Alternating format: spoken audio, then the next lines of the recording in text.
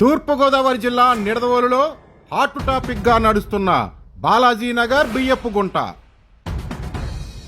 బాలాజీనగర్ బియ్యపు గుంటను కబ్జాదారులు కాజేశారంటూ ఎన్నో కథలు మరెన్నో కథనాలు.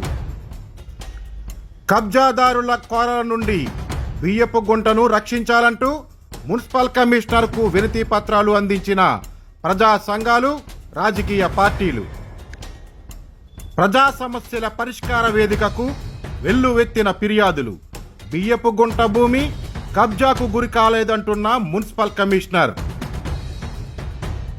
బియ్యపు గుంట భూమికి మార్కింగ్ చేపట్టి హెచ్చరిక బోర్డులు పెట్టే దిశగా మున్సిపల్ అధికారులు.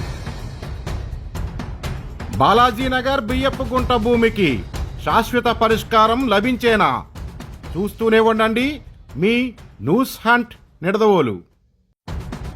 తూర్పుగోదావరి జిల్లా నిడదవోలు మండలం బాలాజీనగర్లోని బియ్యపు గుంట భూమిని కబ్జాదారులు కాజేశారంటూ రైతులు వాపోవడంతో సిపిఎం నాయకులు జువ్వల రాంబాబు, వైఎస్ఆర్ కాంగ్రెస్ పార్టీ పట్టణ అధ్యక్షులు మరియు కౌన్సిలర్ కామిశెట్టి వెంకట సత్యనారాయణ, నిడదవోలు పట్టణ కాంగ్రెస్ అధ్యక్షులు మేడవరపు భద్రంధరలు ఈ ఆక్రమిత ప్రాంతాన్ని పరిశీలించి రైతులకు అండగా ఉంటామని అభయమిచ్చి మున్సిపల్ కమిషనర్కు, జిల్లా కలెక్టర్లకు వినతి పత్రాలు సమర్పించారు.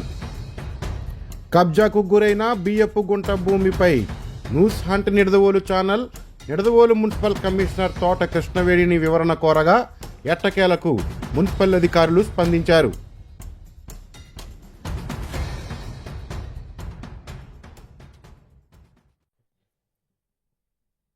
బాలాజీనగర్ బియ్యపుంత రోడ్ నందులే చిన్న ఖాళీ స్థలాన్ని బియ్యపుంత చెరువు అని చెప్పేసి అందరూ అడుగుతున్నారు. కానీ వాస్తవంగా అది మాకు రికార్డు ప్రకారం అది బండి దారి. అది ఎంఆర్ఓ గారు కూడా వచ్చి వెరిఫై చేసుకుని వెళ్ళారు. మేము కూడా సర్వేయర్ ద్వారా వెరిఫై చేయించాము.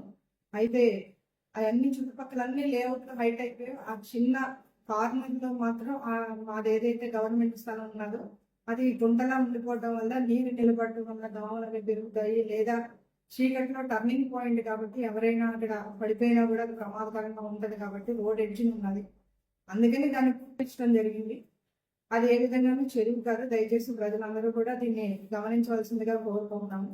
అదేవిధంగా మనకు ఆ దారి కూడా అది 80 అడుగుల రోడ్డు మన మాస్టర్ ప్లాన్ ప్రకారం కూడా అది గుర్తించడం జరిగింది. మన మాస్టర్ ప్లాన్లో అది 80 అడుగుల రోడ్డు. ఇన్ ఫ్యూచర్ అది రోడ్ వేసినప్పుడు కూడా ఈ దారి ఉండడం వెళ్తుంది.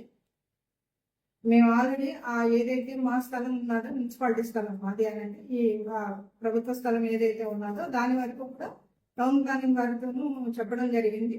తొందరలోనే 2 రోజుల్లో అది మార్కింగ్ దగ్గర కూడా పెట్టేసి దాని సరిహద్దును కూడా అక్కడ నిర్ణయించడం జరుగుతుంది. కాబట్టి ప్రజలందరూ కూడా దాన్ని గమనించవలసింది. ఇది ఎటువంటి ఆక్రమణలకి గురైన స్థలము కాదు. వాళ్ళు ఎవరు ఆక్రమిస్తే కనుక ప్రభుత్వ స్థలాన్ని మేము కూడా ఒప్పుకోము, తగు చర్యలు తీసుకుంటామని చెప్పేసి తెలియజేస్తున్నాను. దయచేసి అందరూ గమనించవలసింది.